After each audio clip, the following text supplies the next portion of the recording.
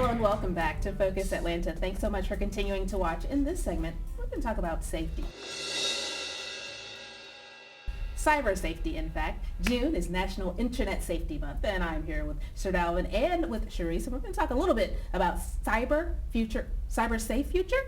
Is that what it is? Yes. Awesome. Tell me a little bit about Cyber Safe Future. Is this something that you got involved with at the Boys and Girls Club? Yes, I got involved in it with my club and mostly in my Keystone, and then it transferred into Mad IRL. So it's really just an initiative that we do every year, and it's an activity that we do to help teens, and we decided to focus on bullying for our project. That is fantastic. So far, are you able to touch certain groups of teens? Like, do they come to you? Do you go to them?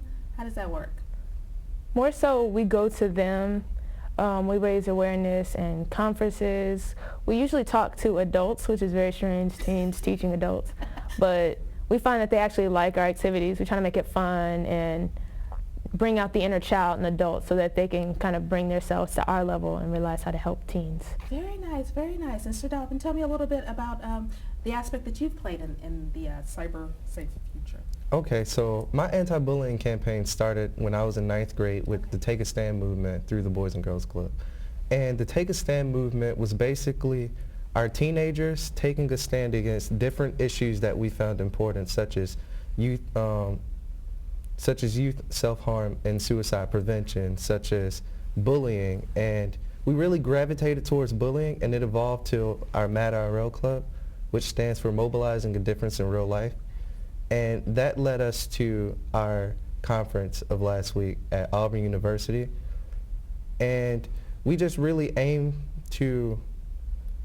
hope that adults understand the severity of the issue, and that many professionals who are able to stop it before it gets too bad are able to recognize the situation and not blow it over as it has been done before.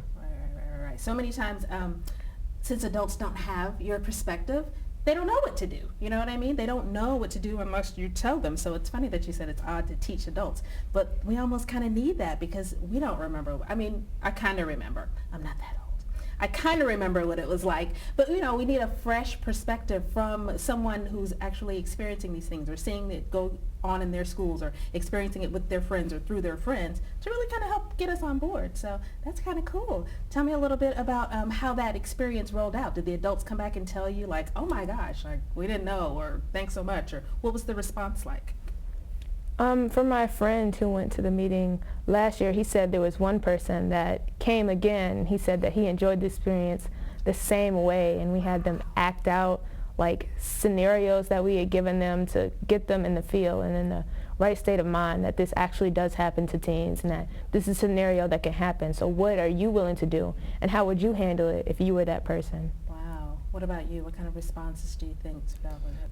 From the case studies that Shaurese made, she was able to present them with the unique situations that maybe wasn't presented as bullying, but once you explain to the adults and to the child who's bullying the other individual that this is what it is, they seem to realize the issue. And I feel like people really took in the information, they really enjoyed our sessions, and we hope to be there next year. That is fantastic. I mean, you guys should be very proud. Are you proud of the work that you've put in? Because again, it's a huge issue in our country, in our community right here in Atlanta. And everybody says, oh, once something terrible happens. But to know that it could actually have been prevented, you know what I mean, if we really took the steps and really learned a little bit more, it's actually pretty cool. Are you proud? Are you patting yourself on the back a little bit? Just a little bit?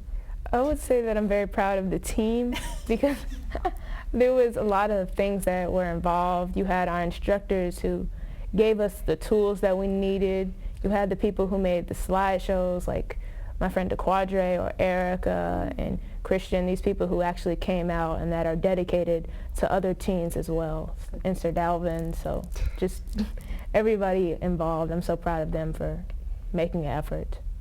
That is exciting. Okay, so other kids who have heard of the Boys and Girls Club, perhaps, but never been a part of this type of initiative, what would you say to them about, just being involved and being in an atmosphere where this type of thing could actually happen? I often get the question of what would I do without my Boys and Girls Club, and that question doesn't exist. Well, that answer doesn't exist because I've been a member since I was 6 years old. So I've basically grown up in the organization 12 years and counting now. And I really feel as if the Boys and Girls Club has taught me my true duty as a civilian of the United States, and I feel as if people have a civic responsibility to give back to whatever organization might have helped them or back to their community. And I just want to change the culture. I want more people to get active. Nice. Thank you guys. And that's truly so exciting to me. It is exciting, and it was a pleasure to meet you. And it was exciting to hear about all the work that you've put in, because you never know, even if you've changed the opinion of one person, that could change somebody else's entire life experience. So congratulations. I think it's a big deal. I'll pat you on the back even if you don't pat you on the back. So thank you for being here, and thanks for telling the story. Thank you for having me. Absolutely, absolutely. All right. This is the product of our community, of our Boys and Girls Clubs. I mean, how exciting is it to see these faces and to know that these are the people that are going to be taking care of us when we can't do it ourselves.